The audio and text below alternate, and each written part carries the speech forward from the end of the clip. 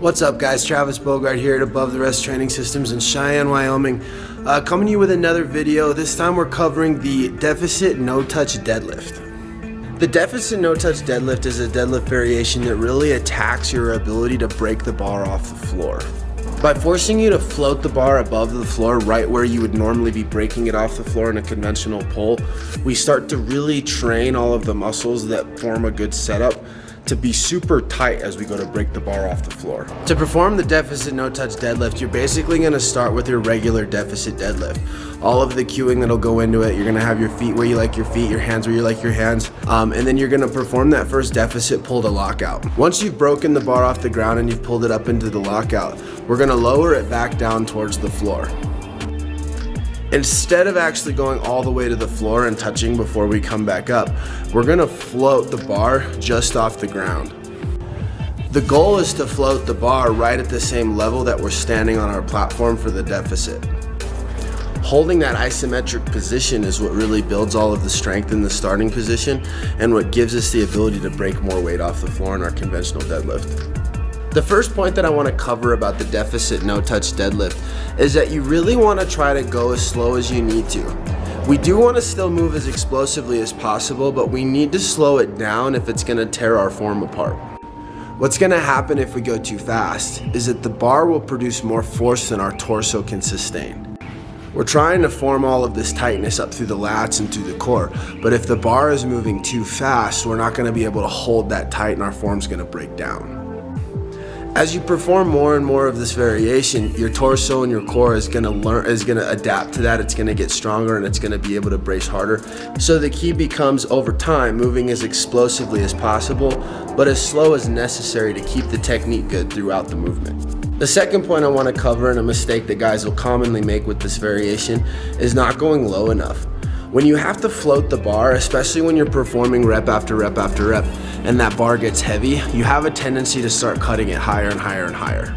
If we're not lowering the bar all the way down to where it would normally be when we start a conventional deadlift, then it completely defeats the purpose of the variation.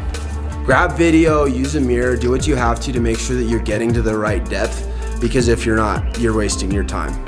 The third point about the deficit no-touch deadlift is that, yeah, you're starting with a deficit pull, but that's not the point.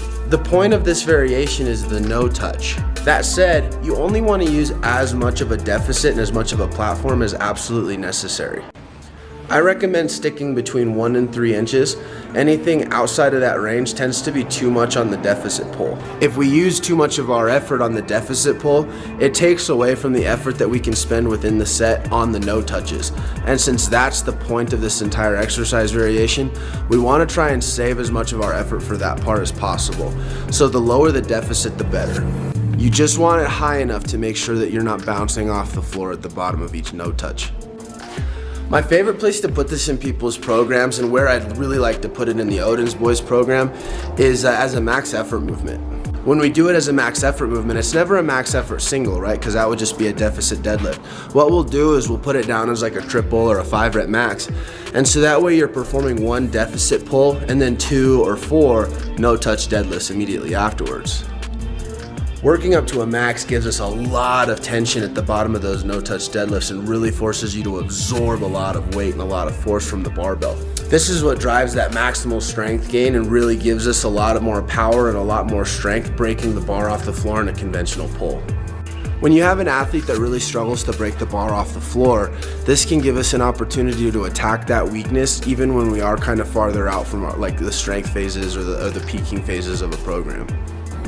If you are going to perform this exercise as a repetition method exercise, I would try to keep the range of motion down low. Don't spend too much time up at the lockout.